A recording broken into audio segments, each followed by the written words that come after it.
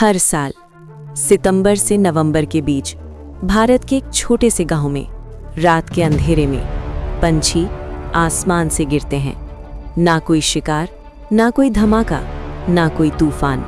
वे बस रोशनी की तरफ उठते हैं और जमीन पर गिर जाते हैं। लोग कहते हैं ये बर्ड सुसाइड है, लेकिन सवाल ये है, क्या पंछी सच में आत्महत्या करते हैं? स्वागत है द हिडन चैप्टर में। असम के दीमा हसाओ जिले में एक छोटा सा गांव है जटिंगा। जनसंख्या मुश्किल से 2 से 3 हजार, लेकिन ये गांव पूरी दुनिया में मशहूर है एक अजीब और रहस्यमयी घटना के लिए। हर साल मानसून के बाद कुछ खास रातों में दर्जनों पंछी रोशनी की ओर आकर्षित होते हैं और फिर अचानक गिर जाते हैं। ये घटना सिर्फ रात में होती है और सिर्फ एक सीमित इलाके में। आखिर क्यों? स्थानीय मान्यताएं। पहले गांव वाले मानते थे कि ये भूत प्रेत का असर है। कुछ कहते थे ये जगह शापित है, कुछ इसे ईश्वरीय संकेत मानते थे। रात में मशालें जलाई जाती थी और गिरते हुए पंछियों को पकड़ लिया जाता था। मीडिया ने इसे नाम दिया भारत का बर्ड सुसाइड पॉइंट। लेकिन विज्ञान क्या कहता है? वैज्ञानिक जांच। शोधकर्ताओं ने पाया ये अधिकतर प्रवासी पंछी होते हैं।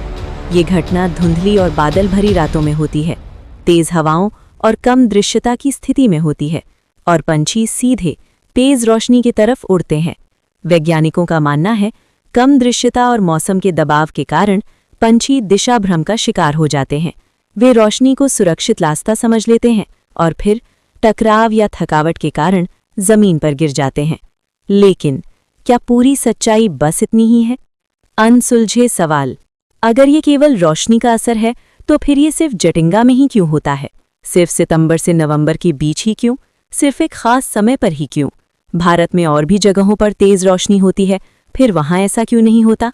सिनेमा जैसा दृश्य। कल्पना कीजिए, एक अंधेरी रात, घने बादल, तेज हवाएं और अचानक आसमान से गिरता एक पंछी, फिर दूसरा, फिर तीसरा। क्या प्रकृति अपने ही नियम तोड़ रही है या हम अब तक उसे ठीक से समझ नहीं पाए? वर्तमान स्थिति।